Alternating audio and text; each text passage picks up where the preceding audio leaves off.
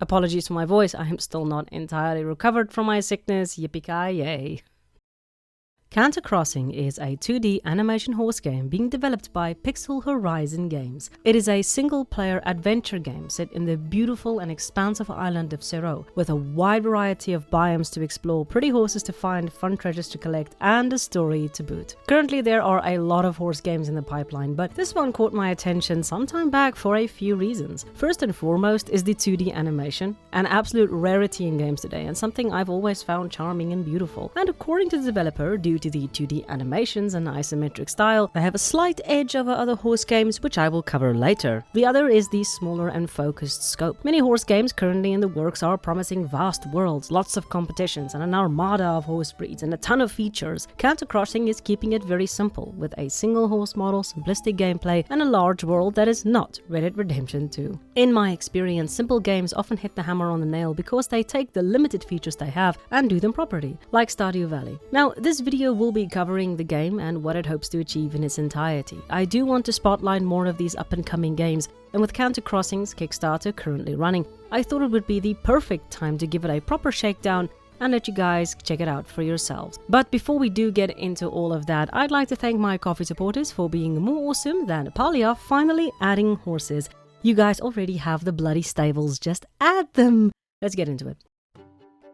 Production for the game started in 2022, and since its start they have continuously posted updates and their progress at least once a month. The progress is steady, and although I want to say slow or fast, I'm honestly not sure how fast or slow a 2D game is supposed to be going, seeing as the process for creating the visual for the game is so different from making 3D rigs and models. But I can say that in less than 2 years they do have enough to showcase the game for a Kickstarter, character art, movement, and some pretty animations to boot. And that seems to be some decent progress, and we can see that progress actively being updated in the Discord, which is always a great bonus. The game should be released in about 2025 or 2026 and is a single-player horse adventure set in the world of Zero in modern times. This will be solely single-player with a focus on story, the relationships between you and the islanders, and your rivalry with the mainland riders. With an array of biomes, another important gameplay element is of course going to be taking the time to explore and see the world in all its wonder. Now, overall, I just love again the 2D animation aspect of this game. It makes it quite unique and interesting to look at. But here is what the developers said what was their inspiration for actually making the game. It started when I was searching for a good horse game to play and had been playing the same game for years. I had settled for just okay, but nothing ever really scratched the itch. Too many repetitive minigames that focus too much on chores. I personally play games to escape reality and have fun. After spending hours mucking out in real life, I don't want to come home to do more of the same. But my partner, who was already making his own game, suggested we could do better. As an artist, I felt making a 2D game was a great way to use my art in a new and positive way. We've since taken inspiration from recent horse games as well as platformers and puzzle games in the hopes of making a unique experience.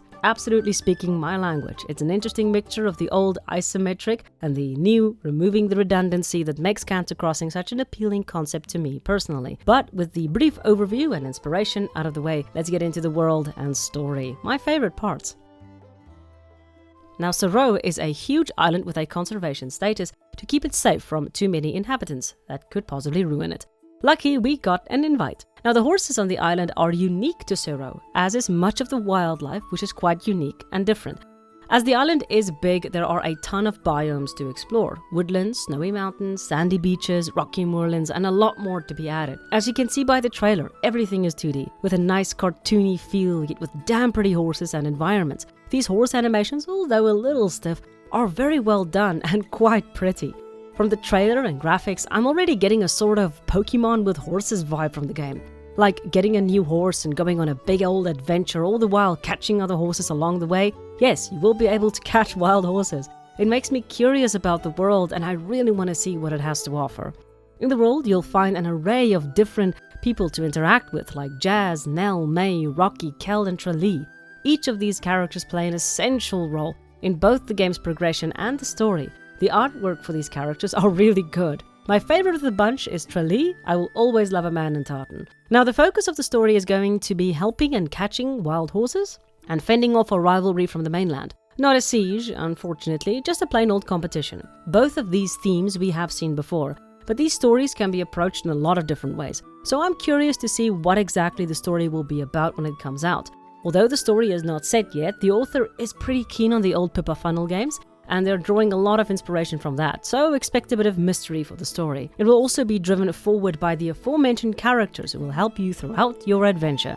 A fun fact is the NPCs are actually based on horses the developers have owned in real life. I'd quite like to hear the story behind that one day. In the world, you will also be able to find collectibles, like these little horsey plushies, and you'll be able to collect plants you can use in your feed to boost certain stats of your horses. The world is beautiful, the story is simplistic, and we have seen it before, but I'd like to see where it actually goes. But let's head on over to the part that everyone really just wants me to talk about, the horses.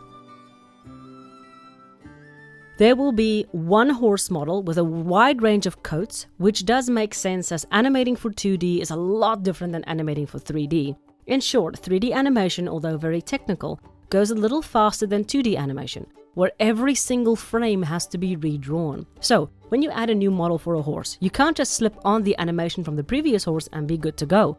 You have to reanimate and redraw every single frame, and with 8 directional movement in the game, that becomes a lot of work. That, and of course, it fits with the theme. As I said before, the game is set in a conservation area. So that means that the horse on the island they are trying to preserve as pure as they can. So bringing in any other breeds might actually muck that up. So it does actually fit in with the theme to keep a single horse model. You will, of course, be able to name all of your horses and name your barn and character as well, just to point that out in case anyone was wondering. Horses will come in solid colors like black, chestnut, bay, brown, etc.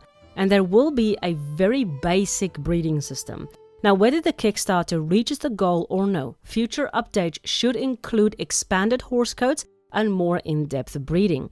If they do hit the Kickstarter, this will be added on the day of launch. Now here we can see a few examples of the coats, and it does look very cute and pretty. The barn will be able to house 8 different horses, and there will be an upgradable pasture for holding extra horses. The total you can keep here will be confirmed a bit later. This is still early in development. Simple custom tack color changes are also possible, and the tack will be aesthetic only, as in it will not alter the stats of the horse.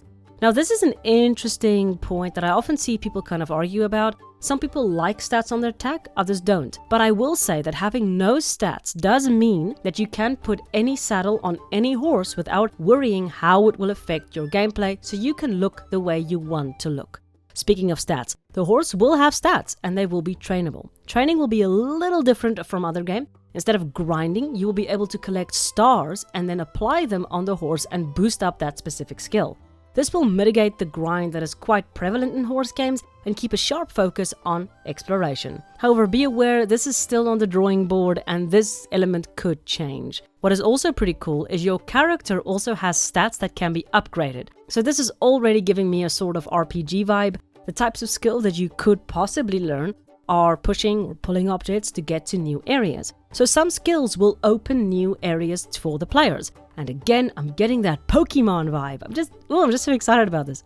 The wild horses you capture, you will be able to keep or sell depending on what you intend to do with them. And the carrying of the horse will be optional. As in, you don't have to spend hours mucking and grooming. You can hire a stable hand to do it for you. And seeing as this is a single player offline game, no microtransactions or real money need to be spent like in Star Stable. We also have jumping. The game will include obstacles and cross-country style jumps with some basic platformer that will still fit in with realistic horse movement. In the video, it seems like horses will also be able to swim, which is pretty cute. Checkpoint races will also be part of the competitions and will most likely serve as a fun way to compete and collect some prizes. The competitions will be optional for players, and most of them will be held against your rivals on the mainland. But in those different areas, the NPCs could possibly set some fun challenges for the players, which should add some variety. However, jumping and racing are not the only competitions available. Gymkhana, barrel racing, and working equitation are other disciplines they want to add to the game, so there will be a decent variety for people to enjoy. And a few other notes, there will be a big old shop for you to buy tack, feed, and gear, and you will have an androgynous rider. For the final section, I'd like to take a look at the actual development for this game. Because it's 2D, I found it quite interesting in comparison to the usual 3D games we get. Here are some responses from the developer which I'd like to share with you guys. So starting from nothing, we would take inspiration from past and recent horse games, as well as platformers and puzzle games in the hopes of making a unique experience. We will play and study some of these games while coming up with ideas. Most ideas, Phoenix, one of the developers, has come up with from playing almost all of the horse games growing up. We would then take these ideas and put our own twist on them. For example, in most older horse games, there is normally a day mechanic or an energy mechanic, where after performing a certain number of actions, you have to sleep or wait for the next day before you can do anything else. This is something we both agreed was frustrating in most horse games, as it is used incorrectly and it stops you from enjoying the game. I absolutely agree with this sentiment. Games that force you to stop and sleep turns that part of the game into frustration. A recent game that forwent this concept is Palia, which is a huge success. No rest needed. You can grind and play for as long as you want and it doesn't affect your game at all. I'm glad they removed that element. Now if they would just add the bloody horses, that would be amazing. In Canter Crossing, they also removed a hefty part of the chores aspect, like grooming. Again, something I very much appreciate, not because I don't want to take care of my horses, but because it so quickly becomes a grinding chore and it makes it difficult to boot up the game. However, in this game, it's going to be an option, not a rule. In regards to the 2D animation and what obstacle that creates, the developer says, sometimes some ideas during development have to be scrapped due to increase in workload involved later on in the game's development. One idea we had was to use a 3D camera. Think of the game Don't Starve. Now this sounds like an amazing idea. It looks simple on paper, plenty of tutorials on how to program one, so the concept is viable, but after prototyping in the game engine, we realized some buildings and objects would need a front, back and side image on top of the already mammoth task of all the horse animations and coats. So this was scrapped in favor of simple isometric style graphics. It's always interesting to see the growth and thought process in games. And this is one of the reasons why putting a game up for early access too early is not a good thing. Concepts and ideas are in constant flux with games, and as a result, it can be jarring for players following the game to see sudden changes in something they wanted to keep. But the style they're going for just reminds me so much of the old Pokémon games, it makes me silly happy. As for the edge they have over the conventional 3D, here is what they had to say. Most horse games are trying to make everything realistic, but this then makes everything else 1000 times harder. Making the game realistic restricts the things you can and can't do, almost like unwritten rules. If the rider animations are off even just by a little, it will look very uncanny valley. If the horse is off by a little, like the animation doesn't match the speed the horse is moving, this realistic game world starts to look broken and people will notice more things are broken and it will lose the illusion immersion. I've always been an advocate for stylized horses and stylized graphics, not only because it makes you stand out and it ages your game slower, but it also gives you a bit of leeway with animation and realism. Once you go for realism, the comparison you are going to be met with is the world outside your window, and that is a high bar to meet. Making something unique that really can only be found in your world means you can only ever be compared to your own work, and that is a much easier bar. But overall, I think Canter Crossing is a charming, cute game that is giving me Pokémon vibes with horses, but a good one this time. Instead of being a collect-em-all, it grabbed the part of Pokémon people really do love, the adventure. Taking an animal with you on a big old adventure and exploring the world and finding more animals to tame and train is something I've always wanted and never realized I wanted in a horse game. Canter Crossing, you have me intrigued and I look forward to seeing your release. For those of you who are interested in supporting this little game, please check out their Kickstarter or their Steam page. I've linked both in the pinned comment below.